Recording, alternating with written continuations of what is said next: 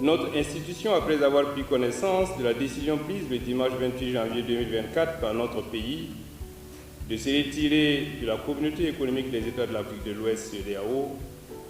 souhaitait l'opportunité d'une telle rencontre pour s'informer davantage sur le sujet pour une meilleure appropriation de cette nouvelle donne. À la lumière du message délivré tantôt par son Excellence Monsieur le Premier ministre, le Conseil national du patronat burkinabé, en tant que fêtière majeure des agents économiques du secteur privé, voudrait réaffirmer son engagement à accompagner le gouvernement dans sa quête permanente du bien-être de nos populations. Excellence Monsieur le Premier ministre,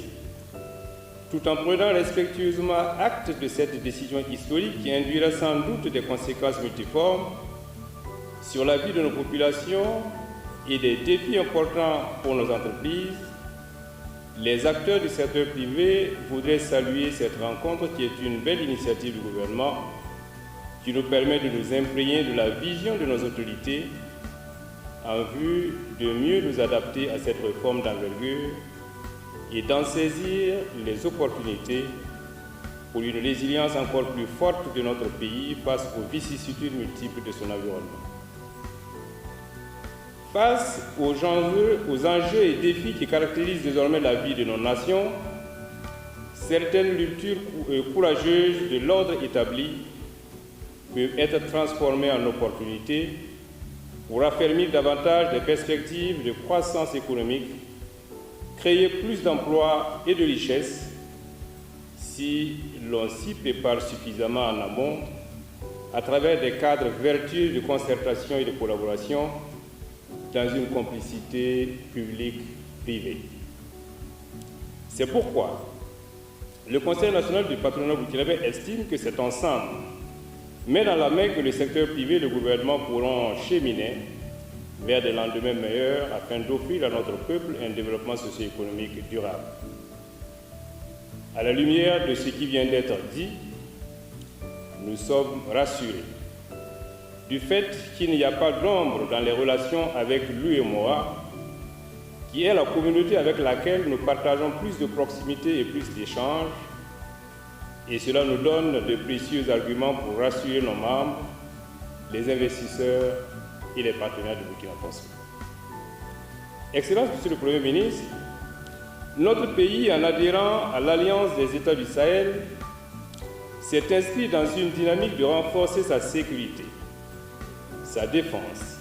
et d'assumer sa souveraineté économique. Le patronat, qui est la fêtière des organisations professionnelles du secteur privé, ne saurait être à marge de cette démarche hautement stratégique. C'est pourquoi il exhorte le gouvernement à renforcer le dialogue public-privé afin que le secteur privé puisse jouer convenablement sa partition dans cette marche vers le progrès de notre pays. Cela passe par la promotion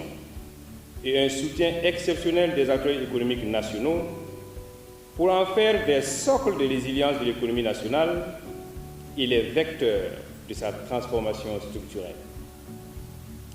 Dans cette perspective, nous vous faisons confiance et nous ne doutons pas que vous avez bien analysé les enjeux, les conséquences économiques et surtout les avantages que notre pays pourrait en tirer. Fort de ce qui précède, je vous formule quelques vœux en rapport avec les préoccupations majeures du secteur privé. Nous souhaitons que des dispositions soient prises pour assurer la libre circulation des personnes, des biens et des capitaux avec les pays de la CEDEAO non membres de l'UEMOA. Nous souhaitons qu'un mécanisme soit prévu pour accompagner les opérateurs économiques burkinabés à travers leur fêtière Chambre de commerce et patronat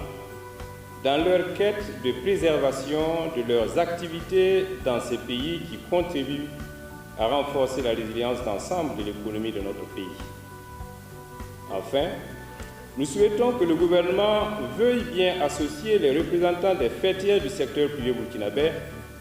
dans la conduite des nécessaires négociations d'accords économiques qui seront engagés avec les pays de la CEDEAO non membres de l'UEMOA, notamment ceux voisin du Burkina et disposant d'infrastructures portuaires.